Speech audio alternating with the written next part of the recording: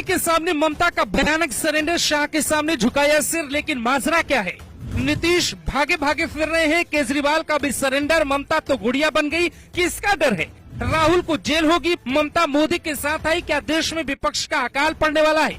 ये दो तस्वीरें देखिए। 2 दिन पहले ममता दीदी की पीएम मोदी से मुलाकात हुई और फिर एक बुलावे पर नीति आयोग की बैठक में फौरन पहुंचना। क्या विपक्ष की शेरनी अब पीएम मोदी के इशारे पे चलने लगी? केजरीवाल कुछ दिन लड़ते हैं, फिर हाँफने लगते हैं। राहुल को भी कभी जेल हो सकती है। फिर सवाल उठता है, क्या मोदी का कोई विरोधी नहीं बचेगा?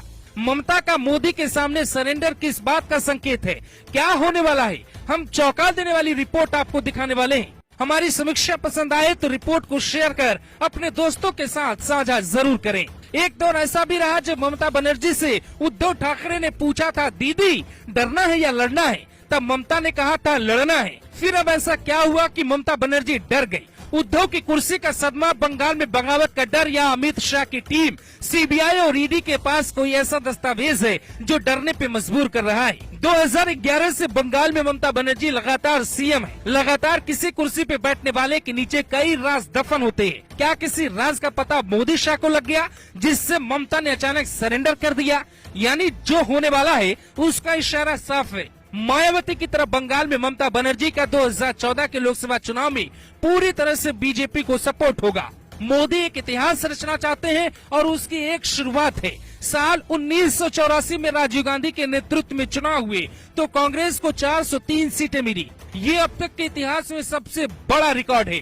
बीजेपी यह आंकड़ा हासिल करना चाहती है जिसमें बंगाल का एक बड़ा रोल होगा। इसीलिए ममता की कुर्सी के नीचे दफन फाइल को खंगाला गया होगा। यही कहानी बिहार में रची जा रही है। यही कारण है कि राहुल को जेल भेजा जाएगा। हमने अपनी एक रिपोर्ट में बताया था कि राहुल को जेल भेज बीजेपी छोटी पार्टियों को डरा देगी। रास्ते में आए तो यही हाल होगा और फिर 400 सांसदों वाला लक्ष्य हासिल हो जाएगा। अगर आपको हमारी बात गलत लगती है तो हम आपको 2020 की एक और रिपोर्ट दिखाते हैं। बीजेपी इसके लिए दक्षिण में मेहनत कर रही है और तेलंगाना इसकी सबसे बड़ी गवाही देता है। 2020 के हैदराबाद नगर निगम चुनाव में सबसे ज्यादा सीटें केसीआर की पार्टी यानी टीआरएस को ही मिली। लेकिन बड़ी बात ये रही कि बीजेपी ने 48 सीटें जीतकर ओवैसी की एआईएम को भी पछाड़ दिया था। एआईएम को 44 सीटें ही मिली और तीसरे नंबर की पार्टी बन गई। यानी बीजेपी लोकसभा चुनाव 2024 में तेलंगाना में भी कोई बड़ा खेल करने वाली है। आप जानते हैं पंजाब के विधानसभा चुनाव में बीजेपी की हालत कितनी खराब है। फिर भी मोदी वहां कोई मौका नहीं छोड़ते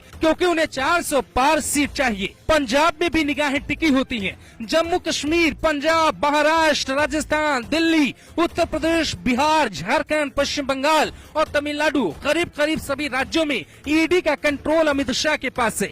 यानी उत्तर से लेकर दक्षिण तक सबको सरेंडर करना होगा और इस लिस्ट में शेरनी का नाम सबसे पहले आ गया। ममता के झुक जाने से अखिलेश यादव जैसे नेताओं का क्या होगा जिन्होंने मोदी और शाह को गुजरात के 2 गधे तक कह दिया था? यही खेल चलता रहा तो देश में एक दिन भयानक विपक्ष का संकट आएगा। विपक्ष नहीं होगा तो देश कैसा होगा? सरकार क्या करेगी? बीजेपी और कानूनों को पारित कर देगी जो संसद में आज तक कोई पेश नहीं कर पाया।